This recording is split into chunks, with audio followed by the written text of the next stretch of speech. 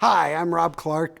I'm the superintendent of schools in the Sequim School District. This begins my second year at Sequim and my 26th year as a superintendent in the state of Washington and Oregon.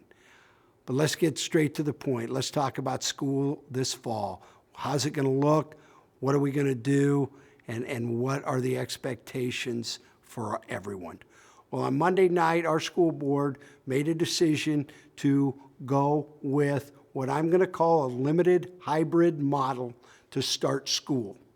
Now, let me explain to you a little bit what a limited hybrid model is. Our task force has recommended that our students attend on what we're calling an AABB schedule. What that means is if your child is an A, that means they will go to school on Monday and Tuesday. If your child is a B, they will go to school on Thursday and Friday. On Wednesdays, we will have some professional development for our teachers, do an intense cleaning of the building, and we will take care of some other items in regards to remediation of your children.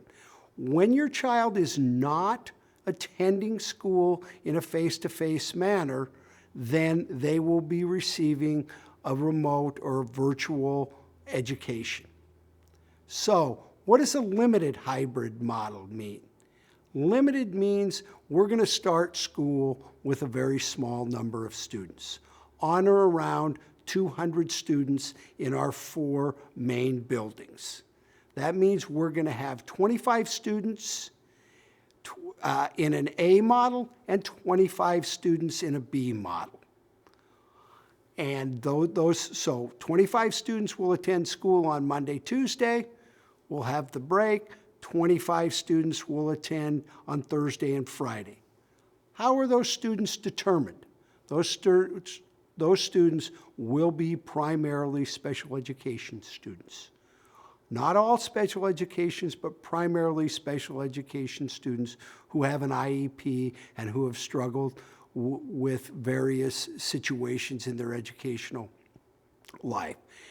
We are legally obligated to educate those children. We have an IEP is a legal document, and the COVID pandemic does not relieve us of those legal obligations. There will be some other children that may attend the buildings who have other struggles, perhaps lack of internet, perhaps some economic struggles, those students who are far removed from educational justice in the history of the K-12 situation. If your child attends Olympic Peninsula Academy, they will attend school 1 day a week. If they're on Tuesday for the K-5 students at Olympic Peninsula Academy, and the 6-12 will attend on Thursday. That will be all of the 6-12 students, all of the K-5 students. Olympic Peninsula Academy, or OPA, they enroll somewhere between 100 and 105 students. Let's talk about Continuous Learning 2.0 and those children for the first few months may be receiving their education virtually. This is a new and improved model. Last spring jumped up on us and we were behind. We did not give you the quality education that we typically have in the Sequim School District. We've spent the summer refining how we're going to teach students virtually. Our staff has been given professional development, and we're ready to go. We'd rather be teaching your students in a face-to-face brick and mortar model, but this is what we have to do. So I'm looking forward to do that. So let's talk a little bit about the students that will be attending school, the small number that we have.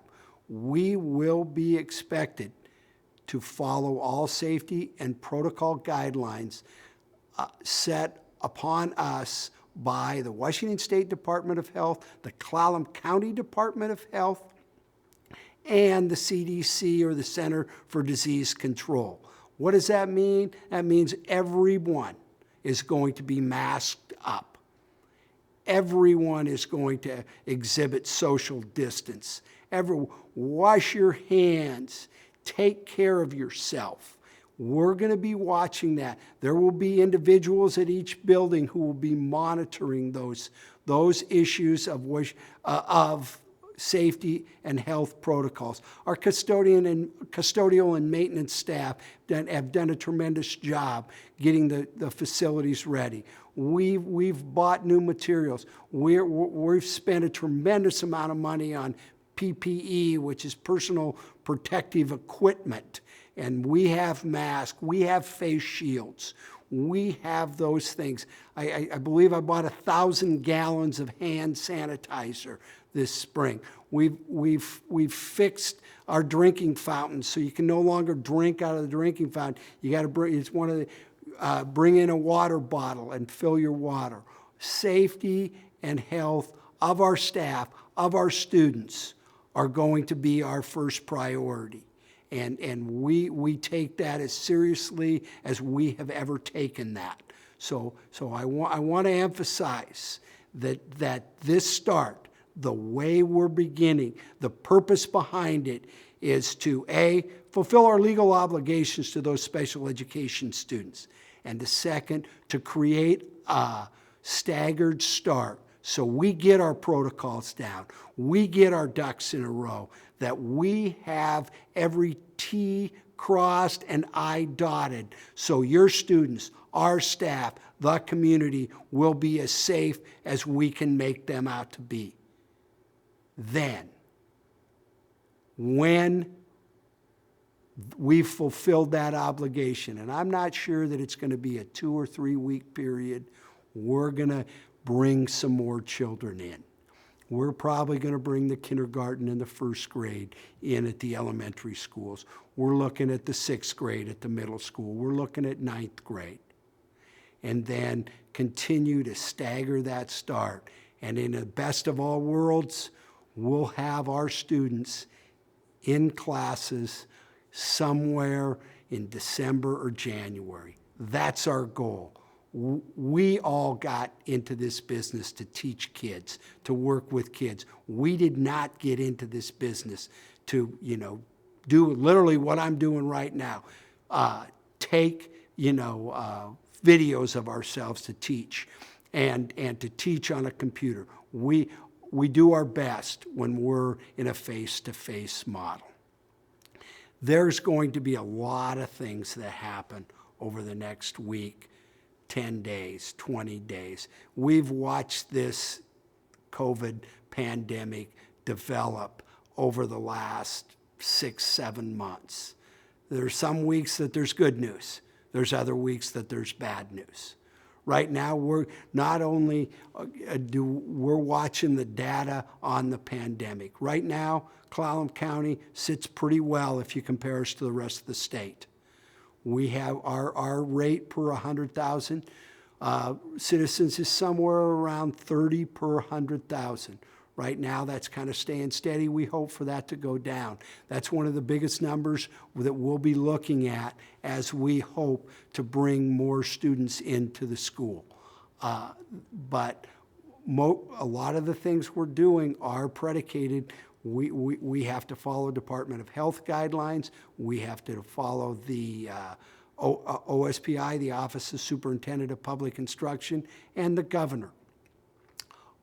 Our buildings will be open with the overwhelming majority of the staff on site. We're making accommodations for some of our staff and or our students who, regardless of the situation, may not be able to attend in a face-to-face brick and mortar model. We want to see your children healthy. We want to see our staff healthy, and we want to see them. I know it's been hard. It's been hard on all of us, but we also have to, make some sacrifices to get through this. We all have to mask up. We all have to follow the guidelines set.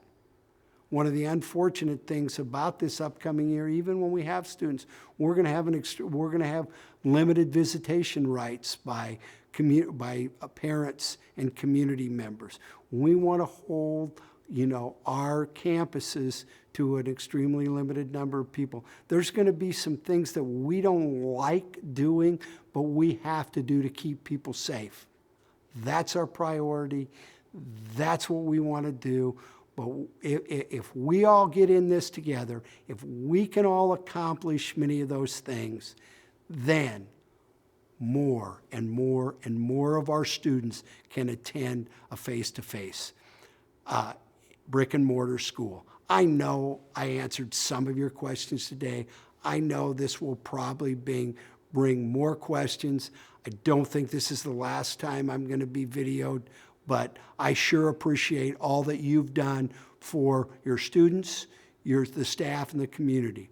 And before I get out of here, I have to send kudos and big thank yous to everyone on our task force, on our teaching staff, our custodial staff, our maintenance staff, our bus drivers, every paraeducators, food service, secretarial. All of our people have done a tremendous job. Community volunteers, everyone has stepped up, and they step up for the same reason. We want the best for our children in the Sequim School District. We share that goal, and we hope to fulfill all of your expectations, and we look forward to the day that we can look you in the eye and thank you for all your work. See you in a couple weeks.